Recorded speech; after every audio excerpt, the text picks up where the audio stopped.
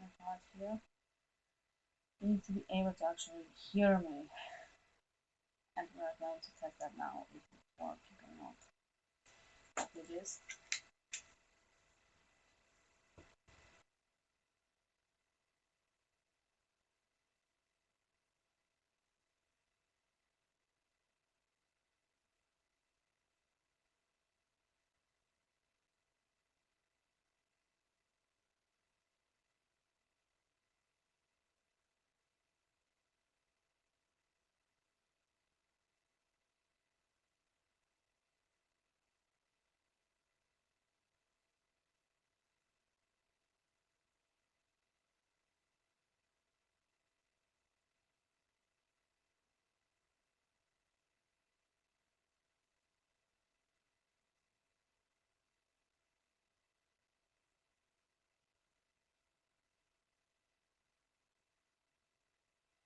Okay, I hope that one's going to work because we're going to prepare today the Ogham rooms, and for that we need wood, and yes, we're getting pretty much of the wood over here.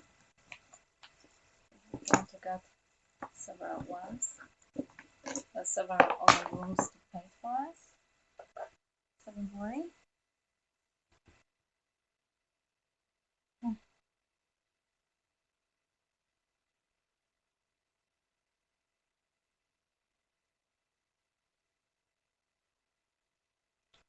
Okay, is it working? Oh, it's not working. It's loading for me.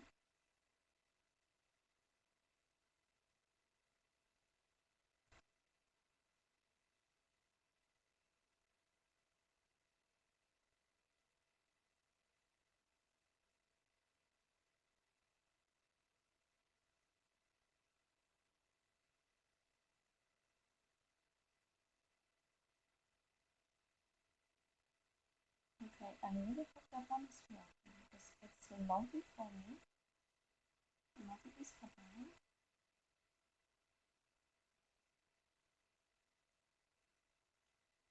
I hope it is.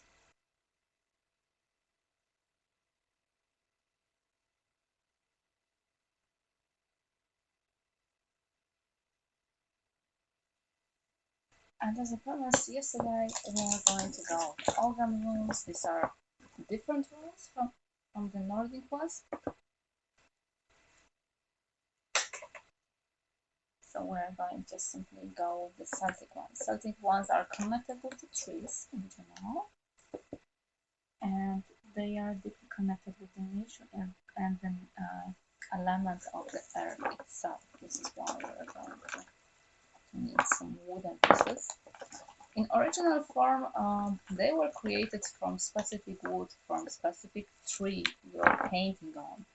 But I don't feel that it's like much of a stake to actually advertise something like that right now. In past, it was just used by the druids, so it was not much harm done to the trees in general.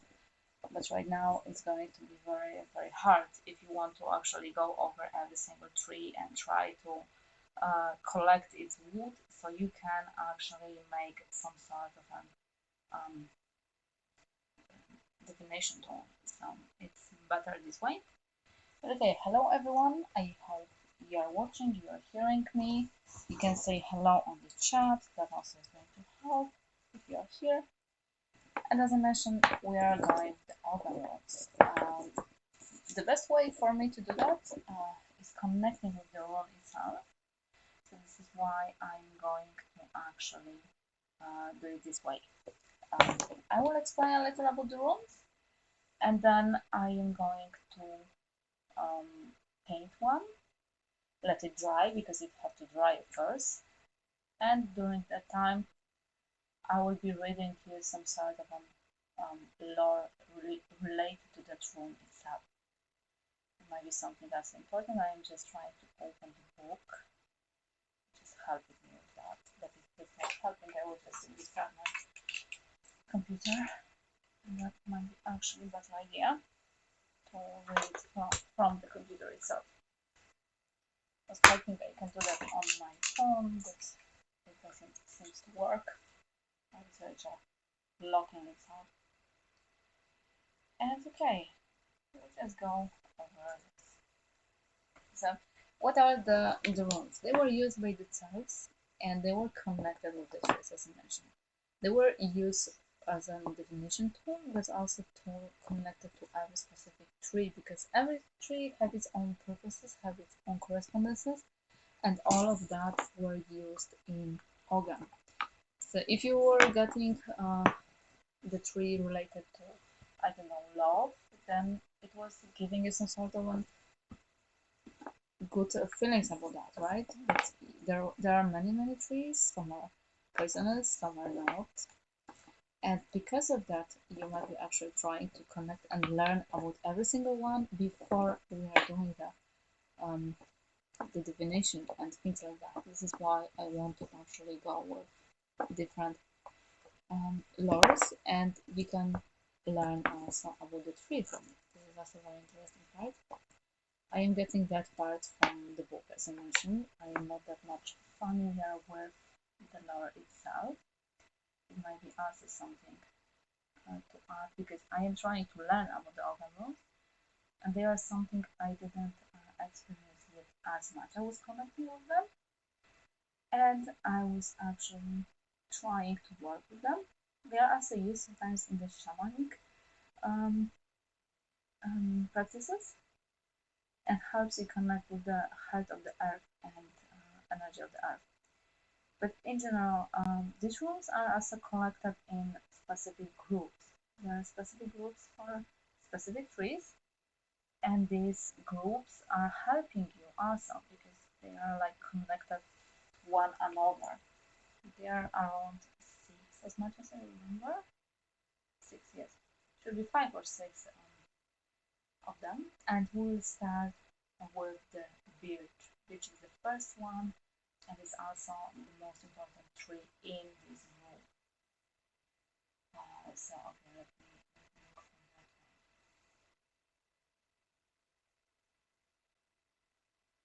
We're going to the birch one, and the birch is used as a beauty worthy of pursuit and having the most silver of skin. This is also something important. The birch is fast growing, deciduous tree that grows up to 30 meters.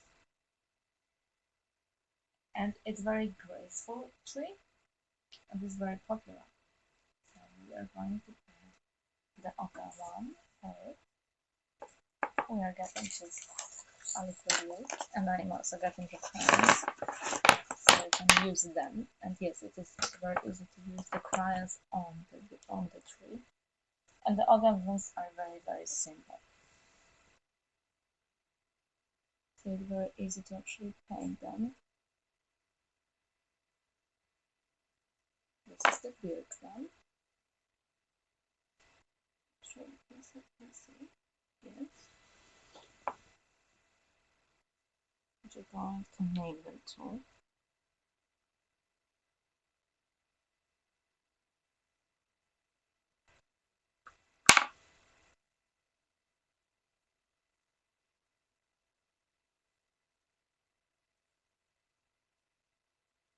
And let's see how it works.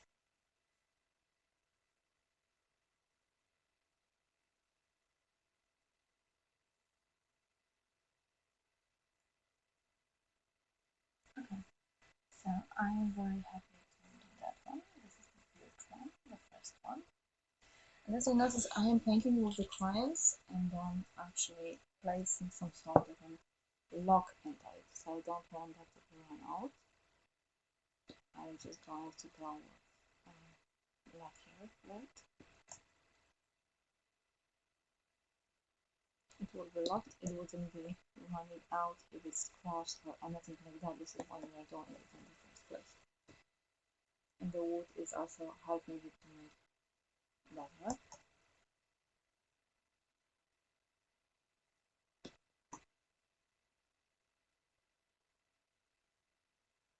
And just literally sealing it in the wood.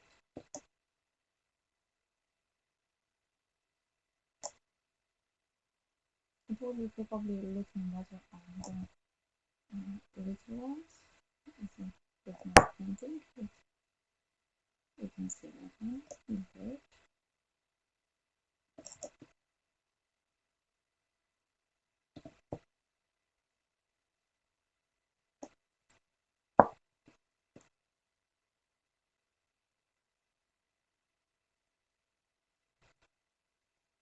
Yes, this is so good.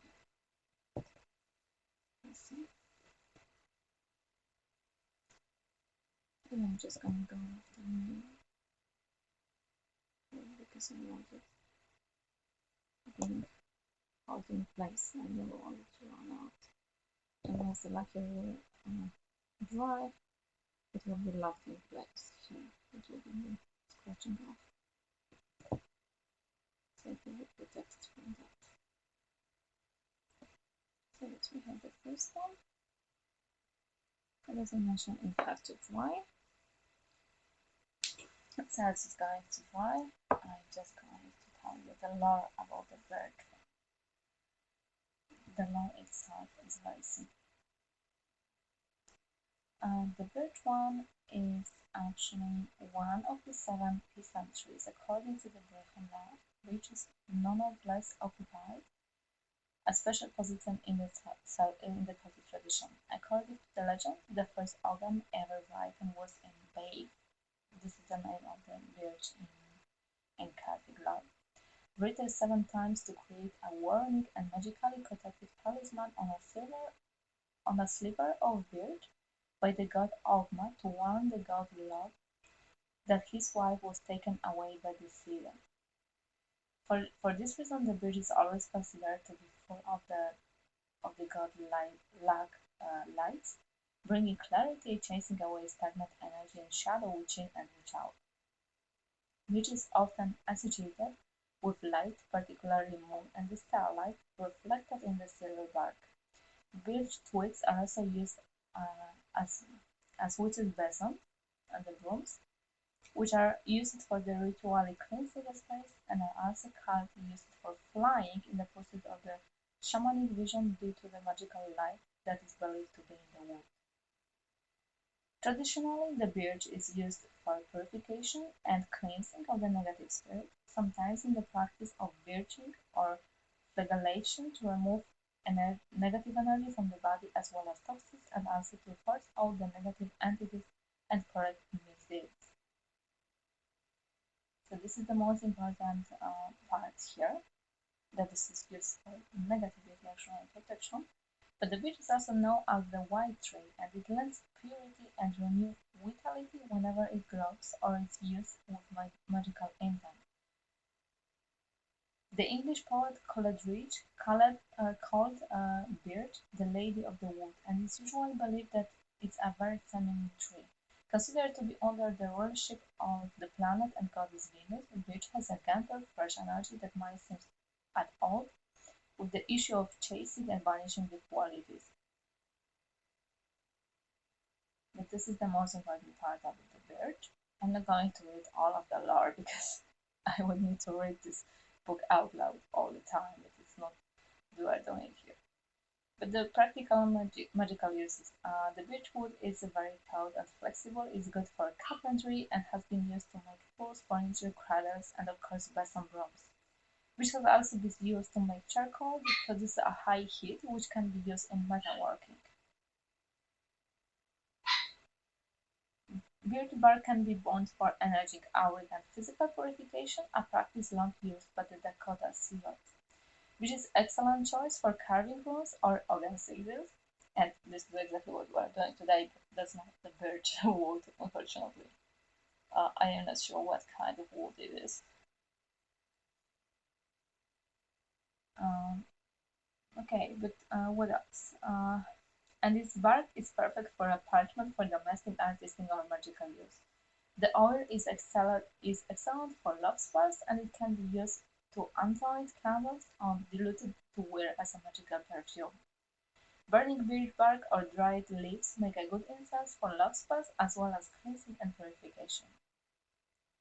Offering of birch words can be made to water spirits. to ask that storms or excessive rain be delayed or averted, and the built ones might be used for invoking Freya or Thor. That's actually they are not connected with this pantheon so far, but they can be also using on gods and goddesses of fertility and life, such as an Eostre, Bel, Anodus, and Agda. This is the supreme tree to assist in calling luck and to invoke protection against the banishment of darkness. And in divination, this tree is supporting new and emergency energies by making a way and clearing out the old negative influences. Its regenerating energy must be respected by the phase of recognition or its position, the new in between the past and the future. It encourages self-discipline and the inner authority, which also asks you to check your motivation and purpose, insisting that you clear away old stuck patterns and energies if a new start is to be ahead. So this is the most important one here for the village. This is the first one. So this is my first one, and we're going to go with the next one right now. The next one is Rowan, and this one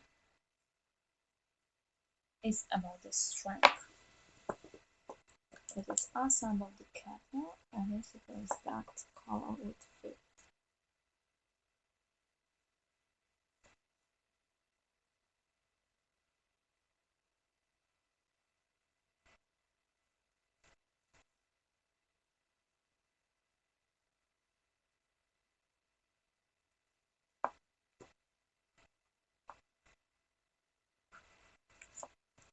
So this is the one.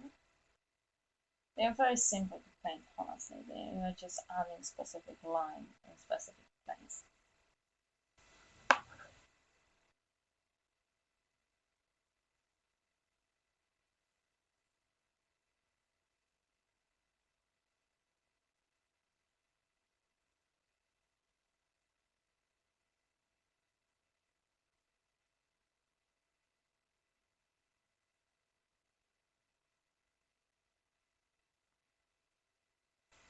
Okay, this is one.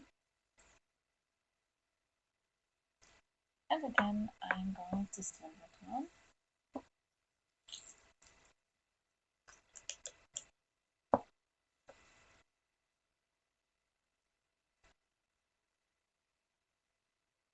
Let it be here visible.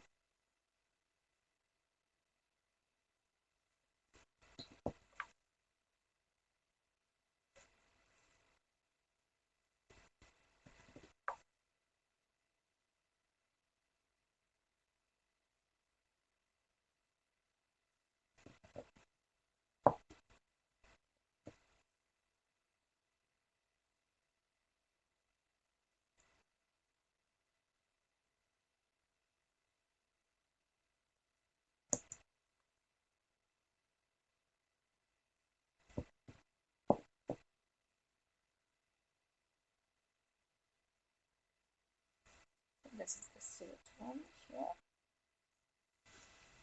And the text is also going to be sealed.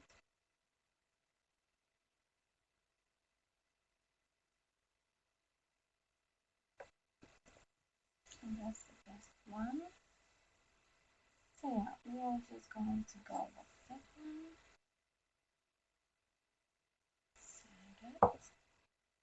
And in the meantime, learn again about the law, which is also important one. So the law this time.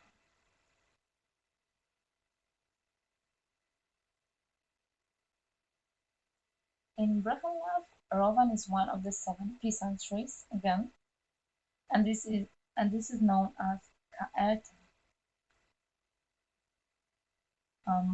Louis can mean flame or and herb as well as a swarm and a great many. Traditionally, rovens were an assembly point for warriors, as told in the Lays of Fionn, especially the tales called the Rowan Tree of the Clonferland and the Wry Rowan. The name Rowan comes from Gaelic Ruda'an, the red one, and also the Norse rune, which is a word for rune council. meaning secret, spell, or charm. The Rowan is usually considered a magical tree more than the one a practical one. Rowan is ruled by the sun and is like the birch connected to Luke, the sun god, who slew his grandfather, the evil Balor, with a spear of Rowan through his cursing evil eye. In this and in other stories, the Rowan spears are more magical weapon than a physical one. The collection of Irish tales relating to the place names known as the dissensions, the history of the name of places, mention the female druid called Draco, granddaughter of Cartan or Caertan, which means Rowan. Draco is also carried a spear of Rowan. Rowan is sacred to the Celtic goddess Bridget, again revealing its fiery and solar energies. She is said to have three fiery arrows made of Rowan. Bridget is also associated with trees, and her name, drawn in from Brio Saint Gian, is translated as a fiery arrow, as well as the bright or high one. It is said that the tower of flame shot up to heaven from her head when she was born, and this alludes to her having the gift of divine inspiration.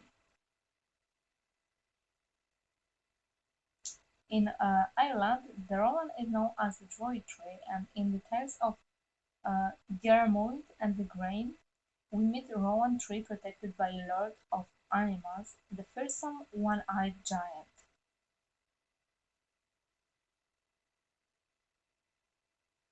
Rowan is also connected to the other wild men and the lords of the hunt, Cernunnos, Herne, and the Daga. All are connected with the animal world, hence Robert sees it as a friend or and strength of a cattle. Rowan bark shavings were used in Scandinavia as well as Scotland to add to cattle fodder for protection and nutrition, again alluding to the Rowan poetic times. And that seems like very pansy tree. And all of them seems to be very protecting for now, but probably we're just in a group of protected ones. We'll see that soon. So practical and magical uses for that one.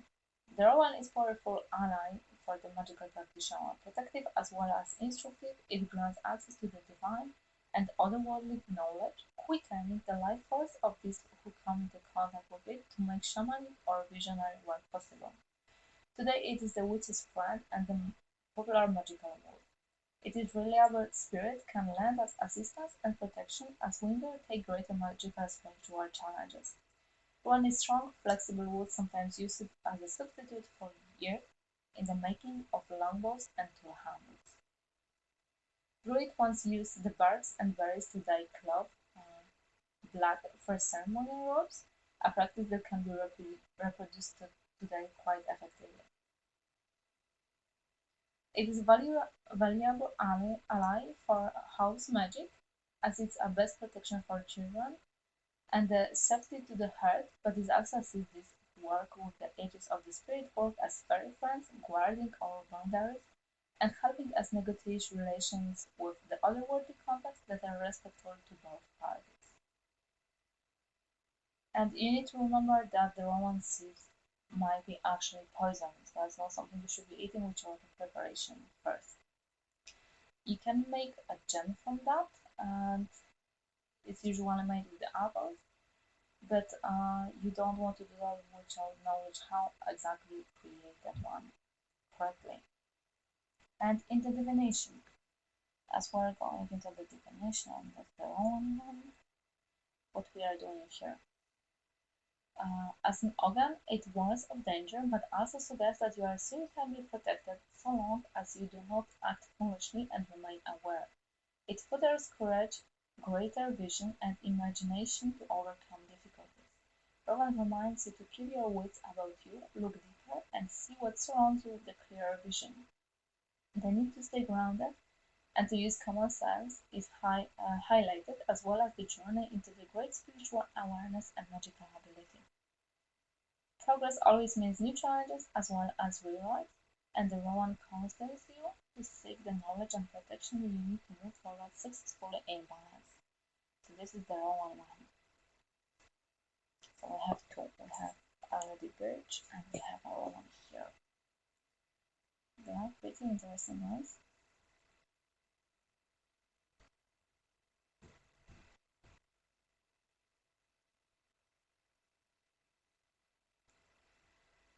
And okay, let's continue because we still have many runs to go, and we are right now having a few people watching us. So I suppose we need only continue going on. And the next one is going to be film, alder film. Okay. That one. Okay. I'm just gonna go. Feelings, which color should be best here?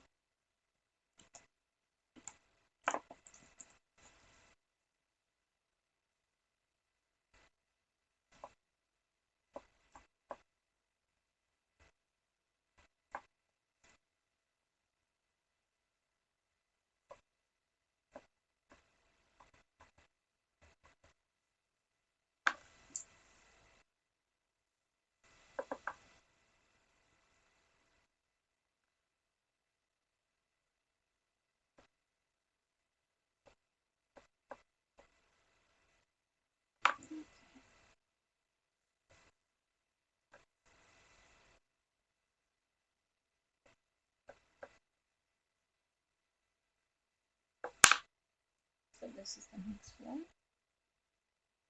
Yeah. You see, the ones are having a pattern. You're just adding one line. And this is the name for here.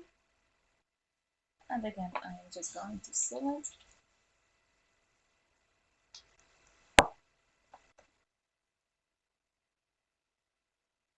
So it doesn't come out.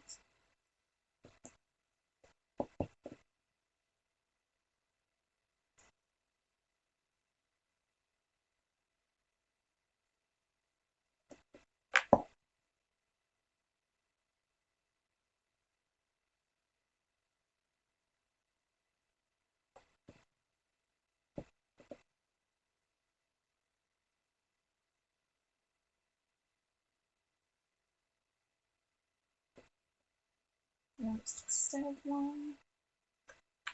And also the text. It is easier. The text is actually added for me to remember which one it is because it's helping me to also remember them. As I mentioned, I still need to learn them. It's not like I need to memorize them. So there is the other one. Okay, moving back to the lore. The lore is also something important.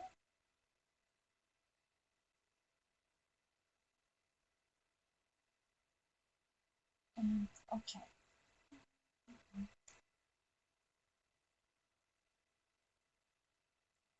In a broken law, the alder is the one of the 7 Byzant trees. Again, so we're getting into most of them at the start, it seems. Give me a second, I just need a drink before my throat will run out.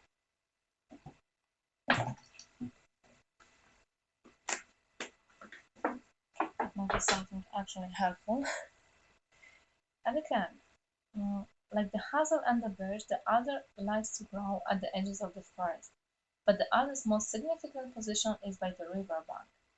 Alder is an excellent material for making bridges and posts for trackways over boggy or fen land.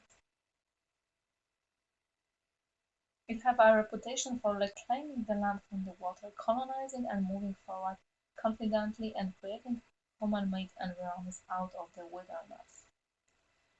Fern in Old Irish for the alder, being cognate with the Welsh gwern, alder tree. The name alder may come from the Old German "ilaver", which means reddish. When cured, the white wood inside turns red, considered the color of sanctity in the Celtic tradition. It is the color of fire, sun, and the color of blood. It is the colors of life. It was favored wood for making shields for the Celtic warriors. The alder spirit magically blend in their stead, thus conferring magical protection as a kind of spiritual exchange. In Irish mythology, these shields were often given names and believed to have magical powers in their own right. They were so important that in the famous Irish tale The Tale, the cattle rite of the Cooley, a special room in the palace of King Cohombar, especially set aside to the house to the shields for the warriors who were not in a war. This was the place of honor.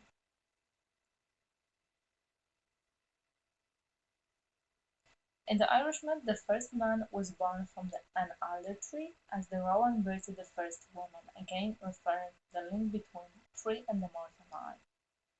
In the Celtic culture, the alder was used to make palisades to keep prisoners confined and to protect from invasions.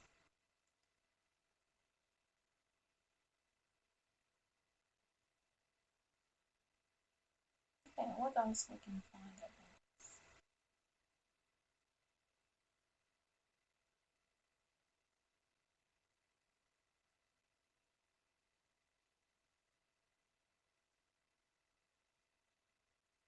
Others were used to build Celtic lake houses, especially those found in Scotland, Orkney and Ireland, known as crannogs, which needs long-lasting timbers buried deep underwater.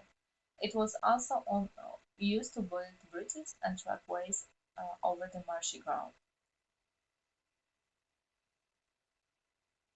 The alder imbues these structures with the defensive energy as well as being practically advantageous of its highly resistant to water damage. This gives another clue of its nature as being aware and able to defend and ensure safety on all levels, above and below the surface is reality's wise for this on the spiritual or magical journey. This can be seen in the shamanic use of the alders in making spirit shields, which keep the shaman's journey clear and on the track, allowing effective progression. The word organ of onus, commit leta, guarding of milk, refers to another of these issues, as the favorite wood to make milk churns, again due to its water resistance.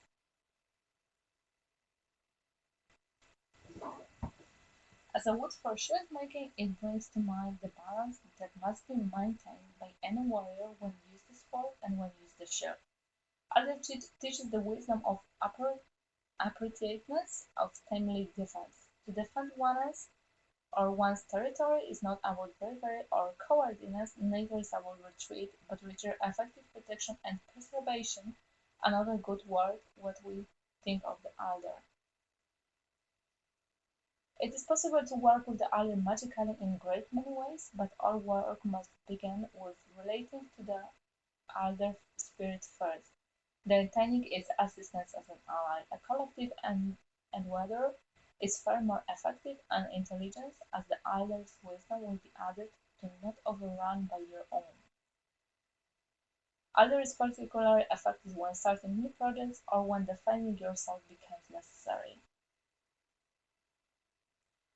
And again, we are going to the divination purpose for that one. That is the alder one. Firm the alder encourages you to move ahead with confidence and courage. It tells you to get grounded and practical, ensuring your own safety on physical realms, but also aiding in the spirit protection, where a grounded and present attitude makes sure you remain self-possessed and empowered. It is excellent ally in aiding and teaching you how to defend yourself emotionally, physically, mentally, and spiritually. As a tree closely associated with the warriorhood, it encourages you to seek honorable conduct and the right use of power, but also discrimination and discernment. When and how to use the shield and when use the sword, forged in the new stone burning flame. This is one also important one for us, and we're slowly getting into more. If anyone was typing on the chat, I was disconnected from that, so I didn't see that. I'm just trying to look at the book on the first place, and then going down here. Just give me a second.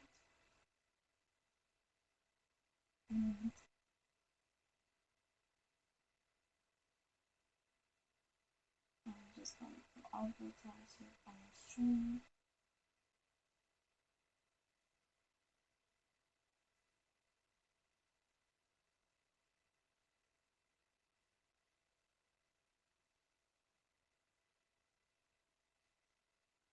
Okay, let's move forward. We are getting the order, and now we are going to our willow.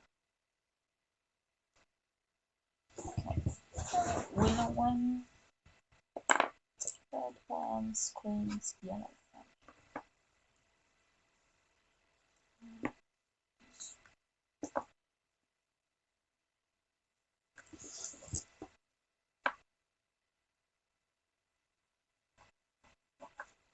And when it screams yellow, you will learn in a moment.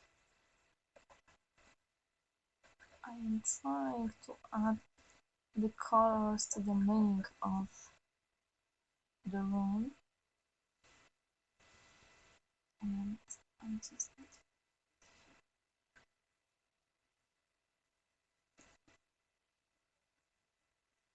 okay. It should be visible. And change. Let's see. Just one more line. So 4 lines.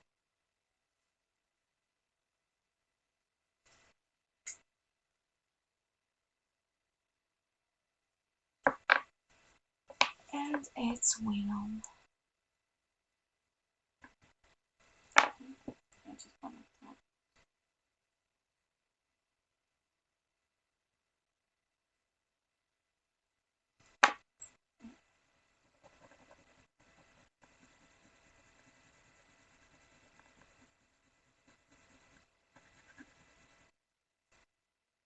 And the yellow color is very important for the tree.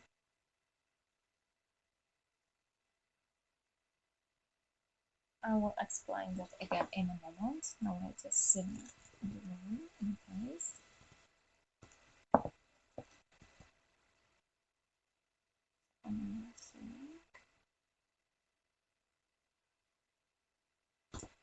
When it dry, it's looking for dust and it's also falling down. This is why you should be simming it. You of course don't have to if you don't feel like doing that, but you might remember that when you're scratching or placing rooms somewhere, they might not be visible. That's something that you learn pretty badly with other things I did with the wood, and the cars can run out. This is why I saved it in the first place.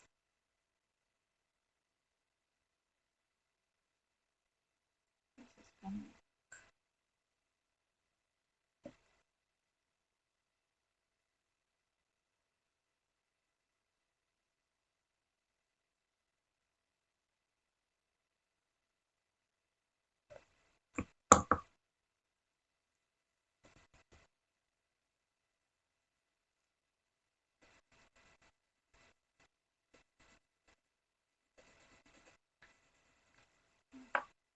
No, it would not be visible.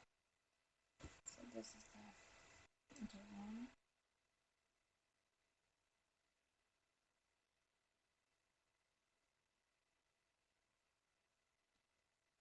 This is the one over here. Actually looking at it. And the one.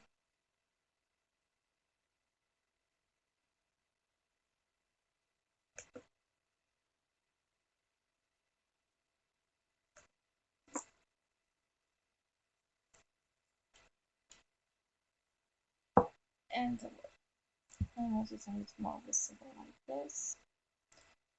That's another one for us for today. And willow.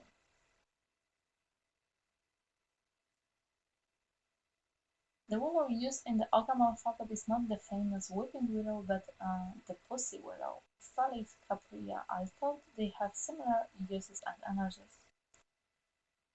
The pussy willow is a small deciduous tree which reaches up to 12 meters and has its alternative elliptical leaves about 4 to 10 centimeters long and about 4 or 5 centimeters broad, a shiny green above and somewhat hairy and a silvery blue-green underneath. The male has a yellow catkins and the female green, both of which emerge before their leaves emerge to adult. So this is another form of a willow. It's not the same as the weeping one. We know the weeping one pretty much. The willow trees are usually associated with water and the moon. The willow varieties thrive near the water and its position by the riverbank naturally connects it to the alder. While the alder was called the king of the waters, the willow was the queen. Its connection to water lends it a whole host of associations with the underworld in the Celtic myth, whenever that be fairy, the underworld of the ancestors of the realm of the gods.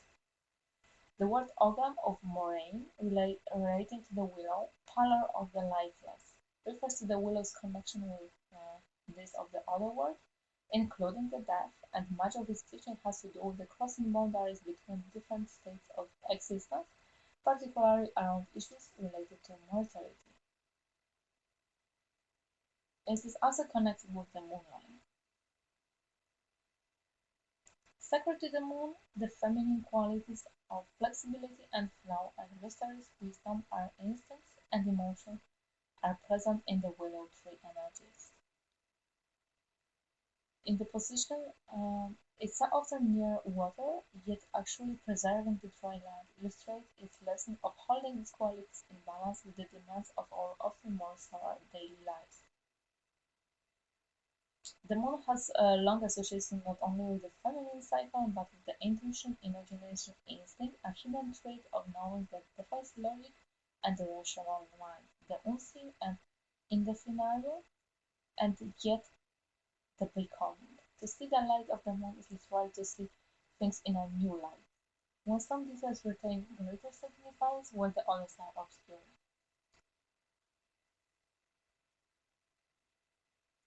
So you can see the much of the feminine energy in that trait. The moon and the physical abilities have a strong connection with the dreaming, whenever as a vehicle for granting access to the other world or as a healing resource. Several ancient Druid practices used dreaming as an oracular tool, either by sleeping by the riverbank, close to the willow trees, or by sleeping in a special hut after making offerings and remaining there until they received a vision, a practice known as Imbasphorus night. An altar has been found in the Gaulish to the Gaulish god Isis, depicting a priest cutting slips of the willows while the tree cranes cranes fly overhead, illustrating the willows using the shamanic flight and divination.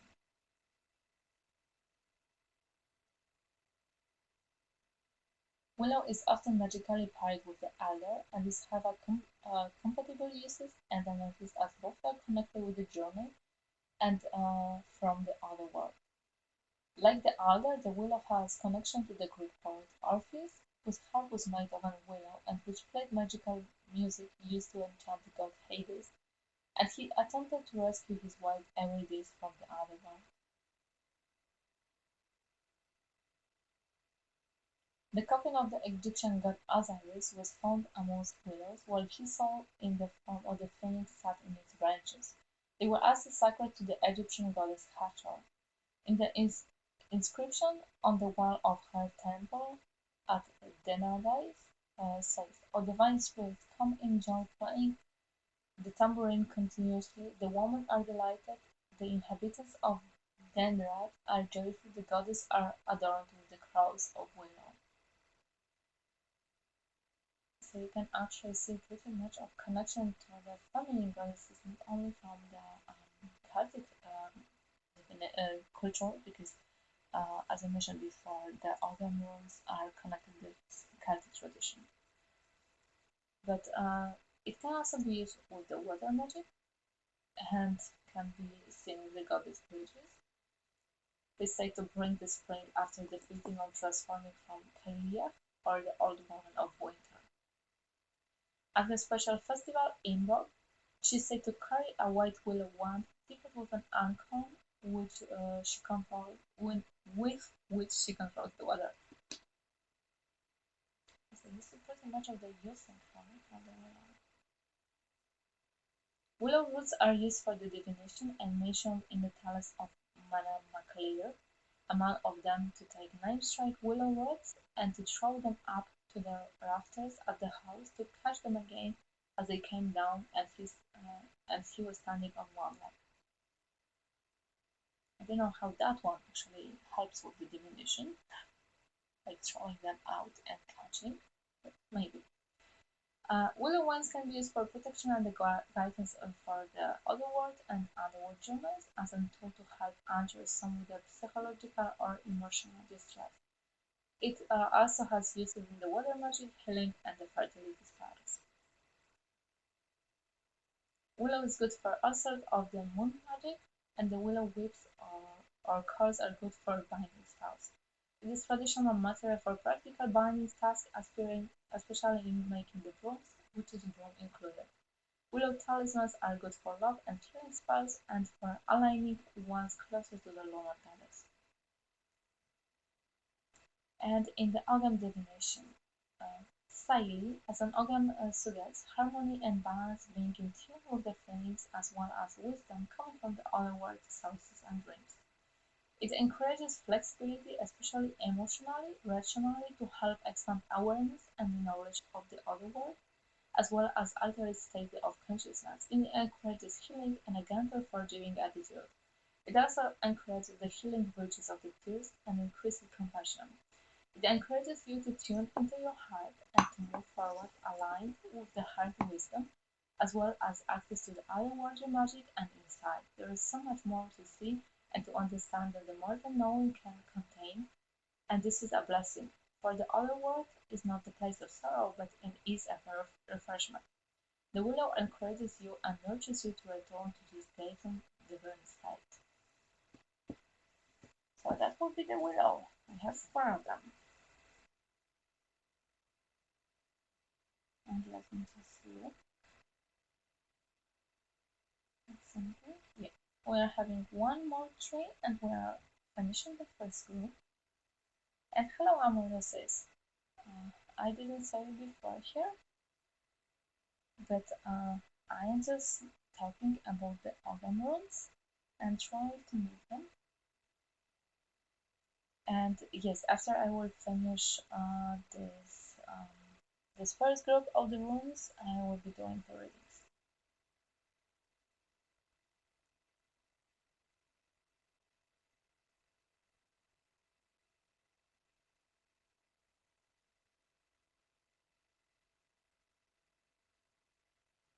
And okay, let's go on. We have one more room here, so we'll finish this group.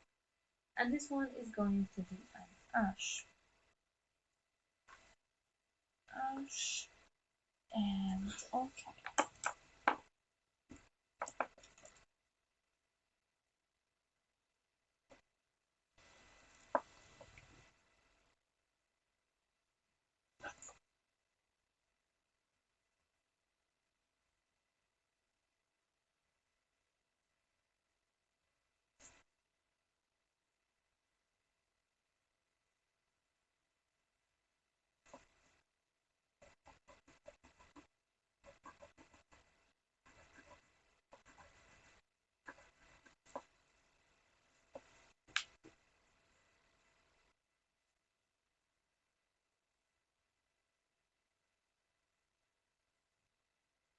So we're finishing another one.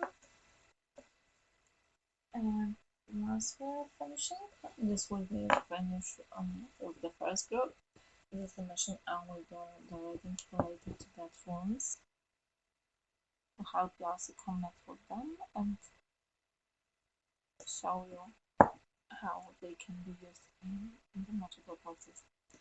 Also, if you are actually going to work with wood to make this sort of runes, you may be trying to cleanse your wood first. I was cleansing mine before I started. This is something you should also know. If you need to cleanse anything before you are doing any sort of magical working with it. So I cleanse my wood and I cleanse my crayons. I will cleanse my lacquer, but it's simply just placing it over here as a sealer. It is the late idea to actually seal the color here more than anything else. But you should be also cleansing the wood and cleansing other things before trying to do anything with it. So this is the one, and this is the ash.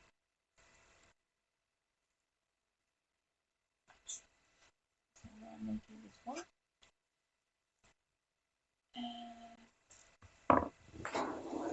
Okay, I'll clean it again. What we have about the ash this time?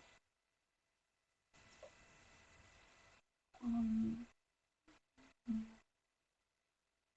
in a broken lab, ash is one of the seven chieftains. Trees known as there as an Iondius. The ash has been tree of the spiritual importance all over Europe for millennia. In Scandinavian myth, Yggdrasil, the Word Tree, was a giant ash tree connecting the realm of existence, and for this reason is also sacred to Odin, who hung himself upon an ash tree in search of wisdom. What else we have here?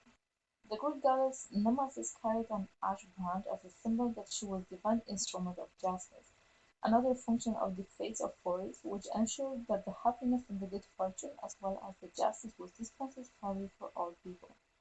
Nemesis would take all the good fortune from those who used their riches for selfish ends. She is also associated with another Greek goddess, Adrastea, the daughter of Oceanus, who brought rain and fertility to crops. Adrastea was known as a nemesis of the rain-making and ash tree, and her symbol were the wheel, the scourge, and an arc branch.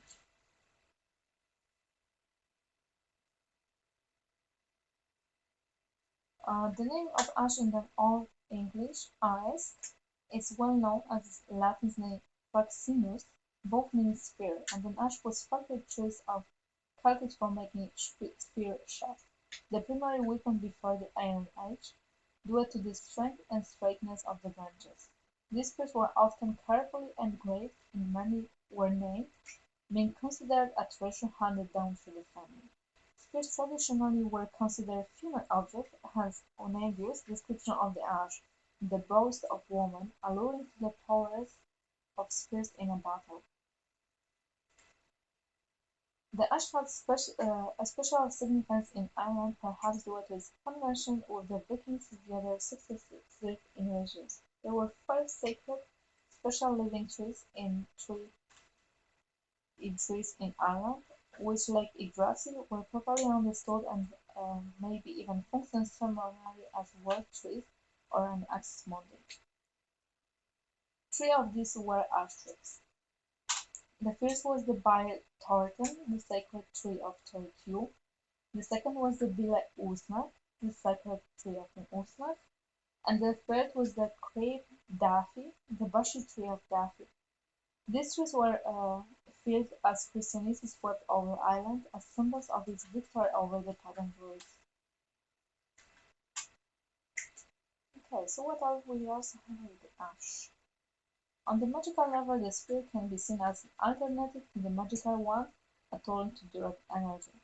The many types of magical spears remind us of the power of direct and the focusing intention. Like the rays of the sun, the spear's solar and fierce qualities are formidable. It symbolizes the direction and application of power and skill and can be used magically to break all sorts of inertia as well to reach the intended target. The focus here is on the skillful use in order to become effective rather than blindly stumbling forward. Its sacredness and connection to the money-skilled god Luke are testament to this. Ash is also used for divination fires, again because of its association with the flight or the spirit, the witch, the shaman, or its connection with the destiny and the magical power. Ash keys are effective fertility as well as love charms, lending their power of direction to open up opportunities. Carry some, charge and bless, and always gather with the tree's permission in a green or gold pouch, or place some under your pillow.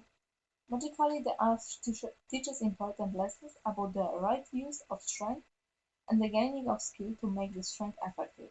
It encourages self-control, courage, respect, and durability. So that will be ash. Now just getting into the divination tool. Okay, the last part for the ash is the Ogham divination meaning, and as an Ogham, knowing the ash suggests the strength, uprightness, and the correct focus. It is a symbol of the young, newly mature, hardened warrior at the height of their power. It refers to the direct application and pursuit of wisdom and the value of getting to the point or to the heart of a matter. It encourages the solar qualities of courage and determination, as well as vitality. It shows the value of pleasure of being fully alive and being yourself, even in difficult circumstances. As the word tree and the connection between earth and the sky, the male and female, it helps balance being and doing, as well as giving and receiving energy and resources in equal measures. It therefore encourages the rebalancing of any excess in behavior and to help in coming into greater balance with the world around you. It might be understood as being akin to the lightning flash, the point of union between mortals and the gods, prepare for the thought of fate, spirit world, or of magical insight to descend upon you. So this is the first size of the organ runes. I have more, don't worry. We have 25 or 30 in total, we need to see. Sorry, I just need my drink. My voice is cracking. But okay, we have the first 5. Here they are. You already know their meaning. And I promise to do the divination related to that traits. So I'm going to go with archetypes and the tarot deck.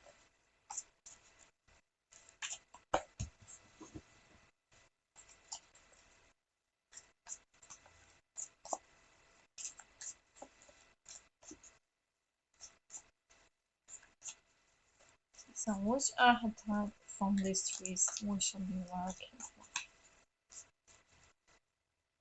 right now? That will be a good question. Okay, this is an interesting one. And we're gonna draw one more.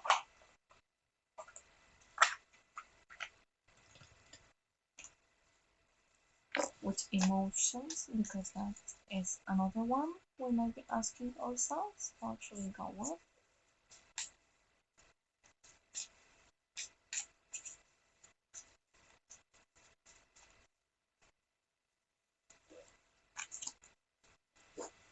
And we're getting to the tarot words. I want to try my new deck, so just forgive me. So it's the decks.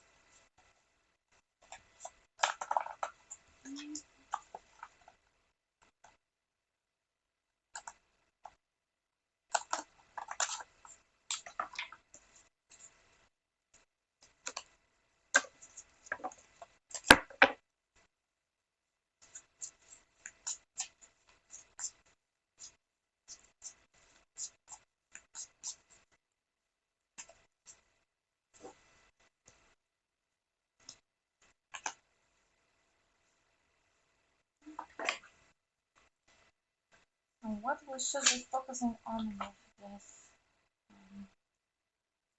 this three, not three, sorry, with this 5. With these 5 rules. The first one, this is the mystic. So we should be focusing upon the mystic part the power of mysticism inside of us, the power which is connecting us with the other worlds, which is connecting us to see beyond this realm, beyond whatever you are doing, beyond your natural world in general. So the mystic is calling to you. All these trees are magically connected, so they are calling, they are trying to connect with you, they are ritually forcing you to come over, forcing you to actually look into them and try to connect with them. And the emotions were getting the sunglasses. So the message is calling because you're actually gaslighting yourself. You're watching, looking, but not doing anything. You're losing your focus. You are not focusing on what you need or what is important for you. So you're visually stopping yourself from reaching something you're supposed to reach. You're stopping yourself from this mystic path for yourself. And right now, these trees are calling.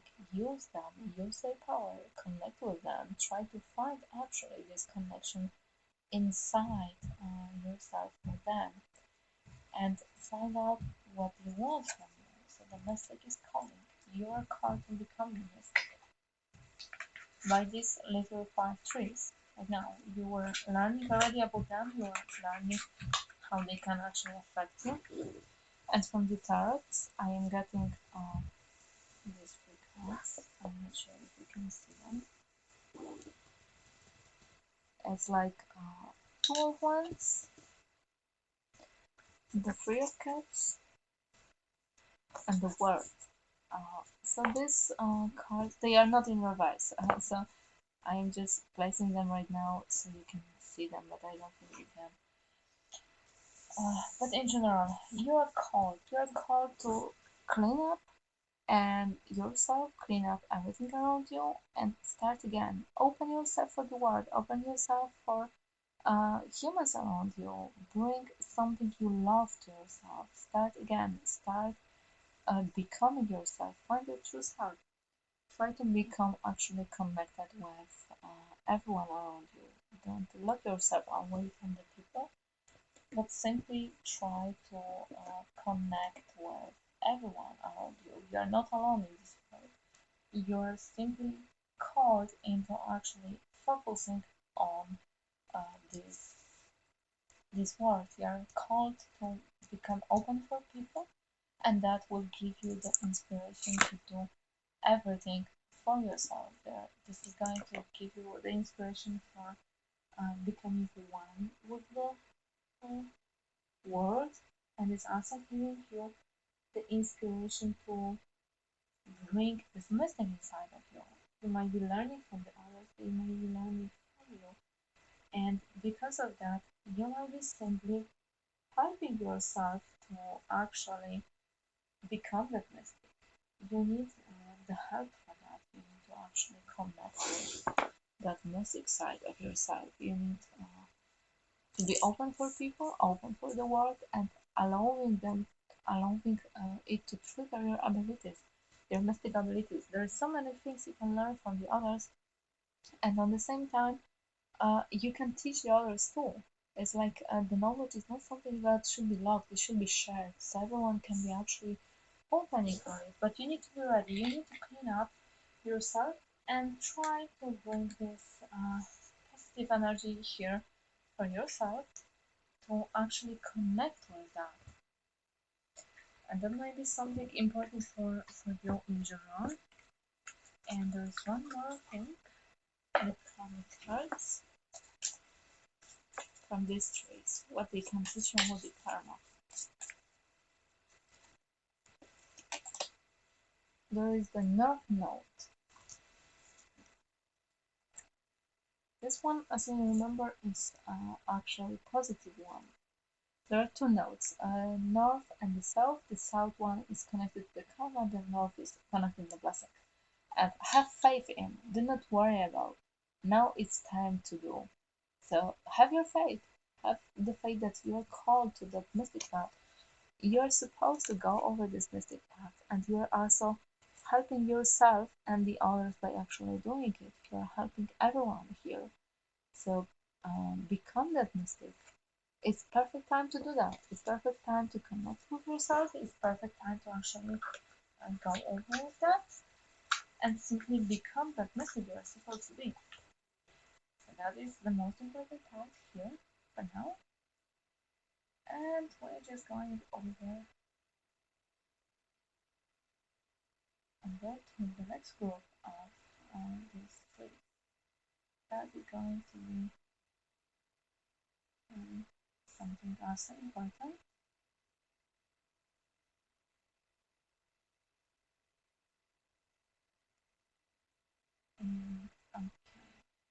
Okay, quite a long string already, and we're just on the first one. Let's see what is going to be. And now we are getting the name connected to Hawthorne. So the Hawthorne is the first, again, the Mayflower, the thorn apple, and then we're going to start with this one, which is going to get into the bigger one. Okay. Good. They're very, very easy to clean here.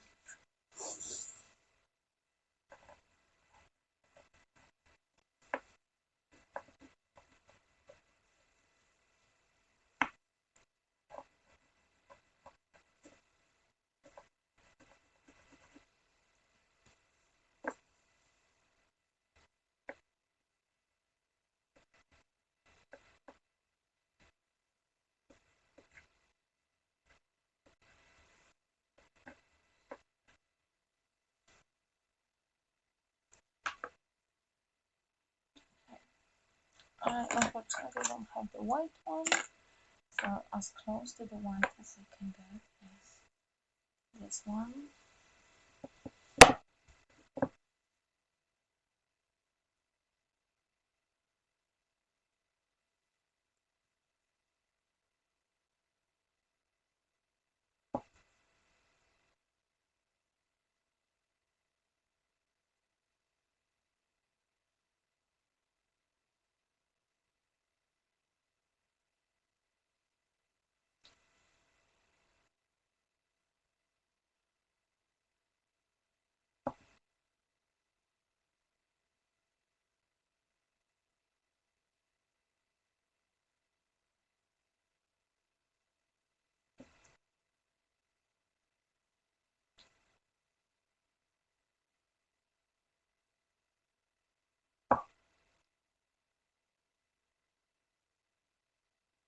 And I'm just getting here. Pattern.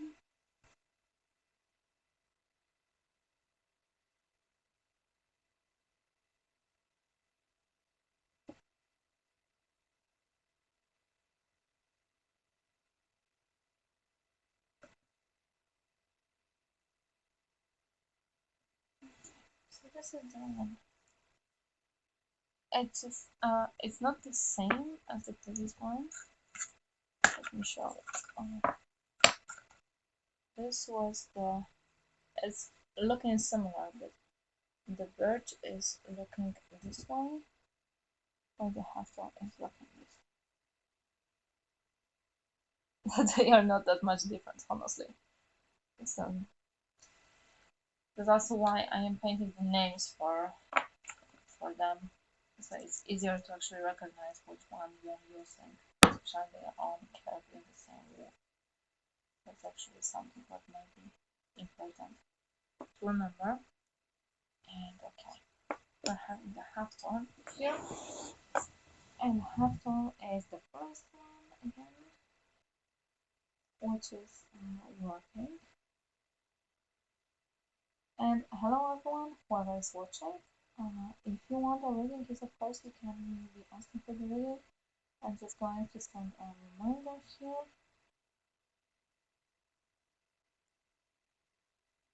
I need to type it again. 1 second. So here is a reminder. If you are the first follower, then you can get one free reading. So be sure to follow us for getting your free reading. If you were already using your free reading, then please donate. You can donate as much as you want. It's up to you, and then you can be simply getting your reading. And I'm just doing the readings today, and I am also preparing the deck. And at the end of the stream, I want to actually using these rules I'm actually creating right now and do one free reading for anyone. Doesn't matter if you are already using your free reading or not. I will just simply choose one person to get this free reading as long as you are in here. So we're getting back to this stream, we're getting back to learning about these these beautiful rooms. Just give me a second. I just want to find where I was in the book because I mentioned before that I'm already doing it with the book. So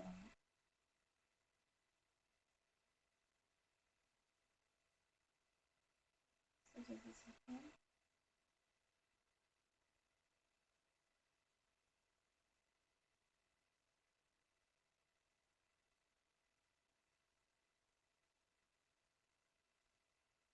Okay.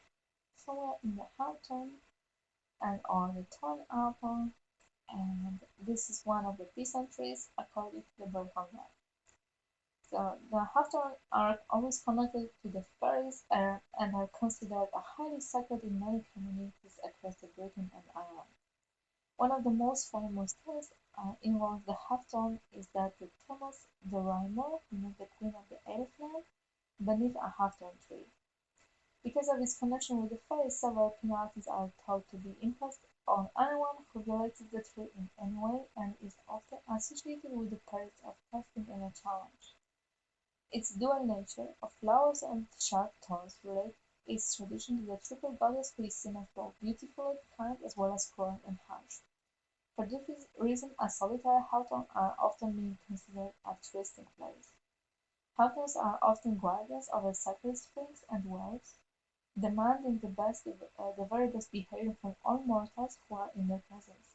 It is this quality that is a reason for its associated with the festival of the Beltane, as it flowers during the season, and is traditionally used as the crown of the May Queen for the for being the personification of the goddess. The hawthorn is in the green world is a living example of the temenos or sacred enclosure, the ultimate sacred enclosure being within a woman's body. Only the god and the truly worthy might enter. In the Arthurian sage there is a story of the Sir Gawain marrying a hag called Dame Ragnar. He must answer the riddle, what does a woman truly want? The answer being sovereignty over herself. When the Gawain accepts his breeches right to her own self-determination, she changes into the beautiful maiden. This is the teaching of the Hawthorn. The love of the sacred demands respect. The Hawthorn also has many connections with the heart and is knowing one's own heart that is the key to its mystery. Allowing the beloved to be true to their heart and being true to their own as well. Hawthorne has another answer role in Goddess crown aspect, as her great energy has also traditionally used to clear negative energy. It used to be traditional to plant hawthorns near to where accident or death has occurred to remove the negative influence on the land. Sacred to Maha, the Irish crown goddess, the water used to wash a dead body was also sometimes taken and poured at the root of the hawthorn trees. Perhaps this in hope to get this regenerative energy from crown to maiden, what supposed to regenerate the spirits of the dead. Hawthorn flowers are often associated with the birthday, the May the celebration, as such as marriages and betrothals. They are therefore very used in love spells where the seeker intends to attract a suitable life partner. This is also used for assisting connection with the goddess, especially goddesses of the spring, such as Bloodwit and Cribia. Because this goddess connection is also to help improve one's self-image and self-esteem, it gives men courage in love. An old country charm was for a young woman to break a twig of nearly flowered hawthorn, but to leave it hanging, and overnight she would dream of her future husband.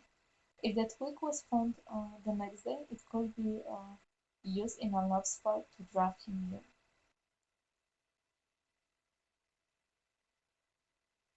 Crowns or circlets of hawthorn blossom were worn at the bedtime festival and ceremonies, and is once popular, especially in Ireland, to leave out such crown as a gift to fairies. Another gift to the fairies, sometimes known as a fairy hat, was popular in farmsteads, where relationships with the local fairies and spirits were encouraged to ensure good crops and safety for the animals. These agricultural fairies, often known as brownies, were thought to lend both their protection and assistance around the farm, and to thank to them, a globe of woven hawthorn twigs was hung in the kitchen near the hearth. However, a great many other folklore tales say that the hawthorn should never be brought into the home at all. Centrally, it should never be worked with without its express permission. In Ireland and some parts of Scotland, fairy tales are known to be sacred to local inhabitants, that roads or other building plans has been diverted to avoid their disturbance. It's very deeply connected with the fairies, but you already know that the fairies are connected with the Celtic culture in general, so that's actually something also good. Okay, let's see what else we have in the house. The hawthorn's protective qualities are said to help shelter and protect from the lightning, as opposed to the oak and ash, which attract it.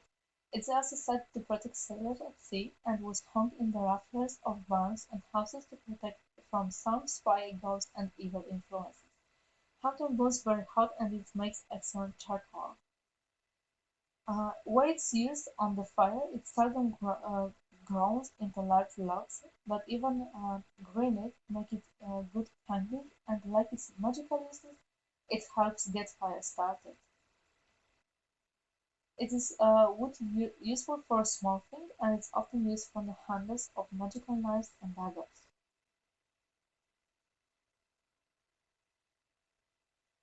In Cornwall, a cloud of earth and a sprig of hawthorn used to be placed upon each boundary stone as a protection and a magical guardian of the territory, and hawthorn hedges work in a similar way, being practical as well as magically protective.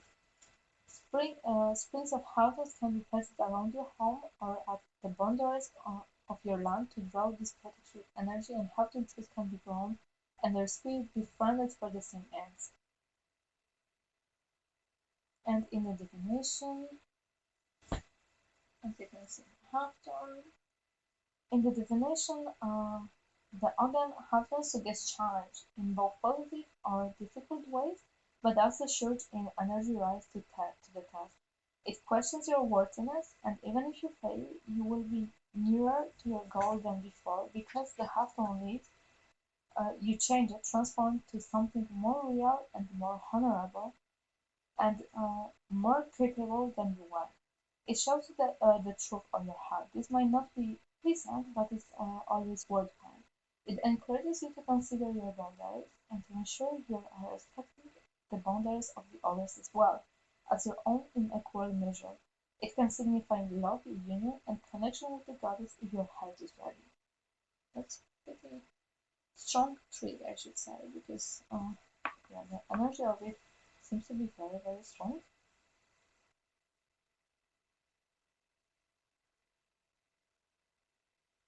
And we are moving forward. Let's keep going. We are going to one of the half tones. And okay, half tone. The next one is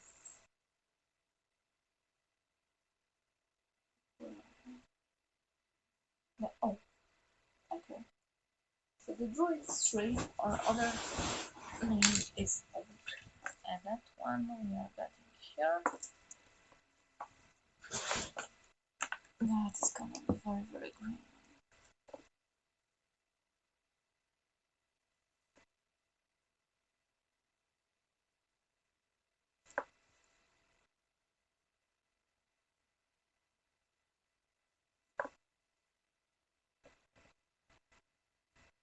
This is the sacred tree for any druid classes.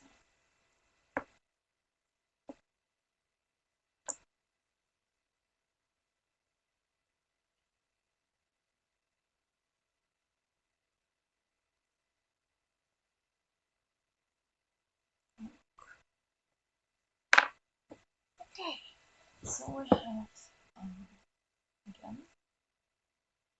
This should be looking at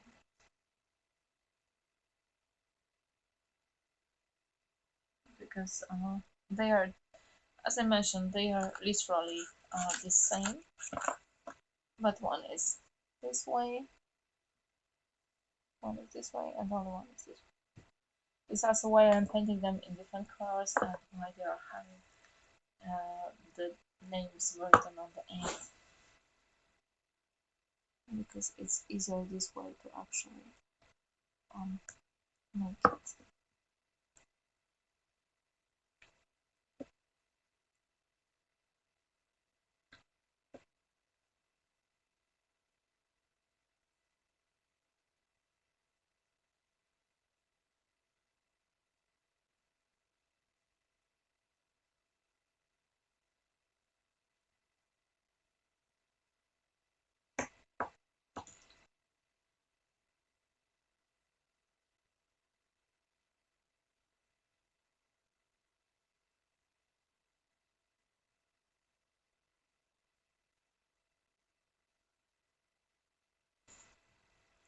This is the oak.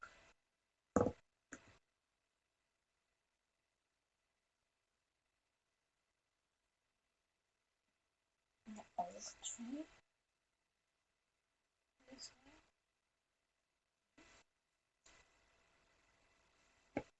I'm just gonna place it over here, and we're going to the oak. As I mentioned before, after this one, I also do